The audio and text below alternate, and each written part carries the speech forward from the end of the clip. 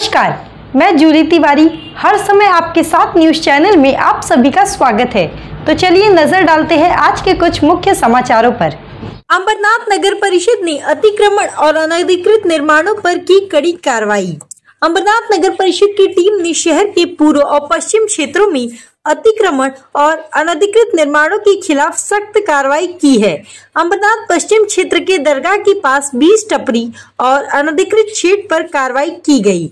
अधिकारियों ने बताया कि ये सभी निर्माण बिना किसी अनुमति के बनाए गए थे और सार्वजनिक स्थानों पर अतिक्रमण कर रहे थे। इसके अलावा अंबरनाथ पश्चिम के मोरीवली गांव में मटन और चिकन की दुकानें मुख्य सड़क और फुटपाथ पर बनाई गई थी।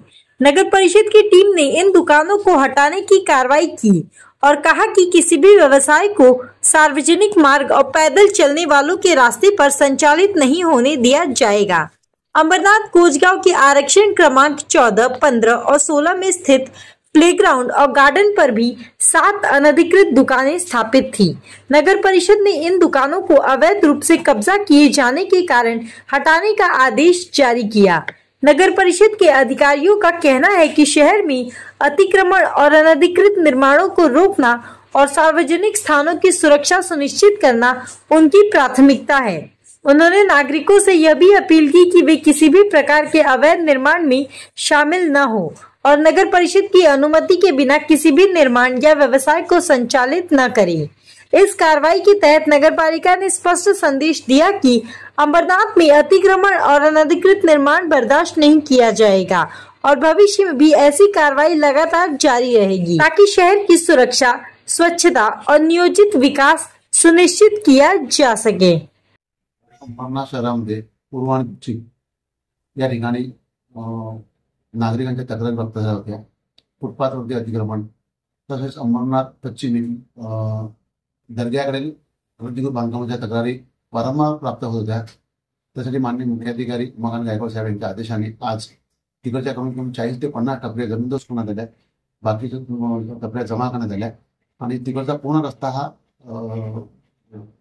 फुटपाथ मुक्त करण्यात आला। त्या रस्त्याचं महत्त्वाचं एवढं की त्या ठिकाणी फायर ब्रिगेड असल्यामुळे फायर ब्रिगेडला येणारा रस्ता मोकळा करणे आवश्यक होतं।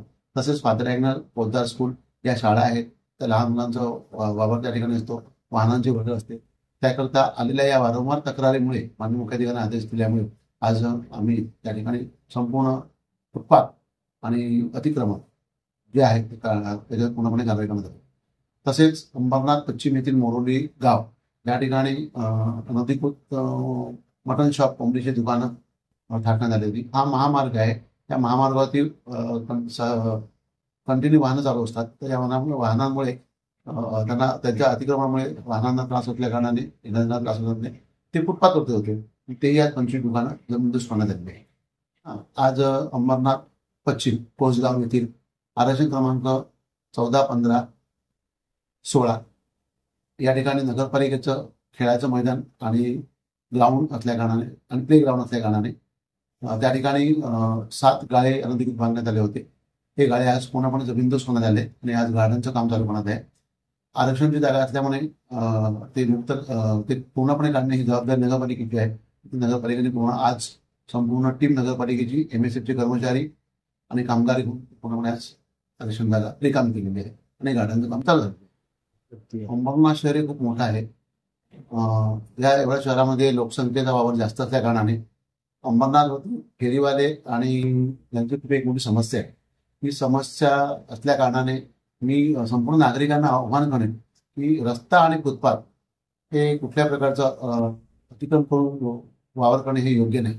आम्ही नेहमी आव्हान करत असतो, माननीय मुख्याधिकाऱ्यांचे असे आदेश आहेत की फुटपाथ हे रिकामं राहिलं पाहिजे पब्लिकला येण्या जाण्यासाठी। रस्ता आणि नागरिकांना सोयीस्कर येणे जाणे वाहन या गोष्टी बघणे आवश्यक आहे।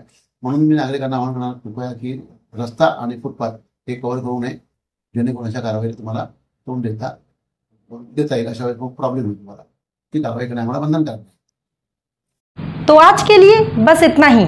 कल फिर मिलेंगे इसी समय इसी चैनल पर। तब तक के लिए मुझे दीजिए इजाजत। धन्यवाद। हमारे चैनल को सब्सक्राइब करें और बेल आइकन दबाना ना भूलें ताकि हमारी खबरें सबसे पहले आप तक पहुंचे।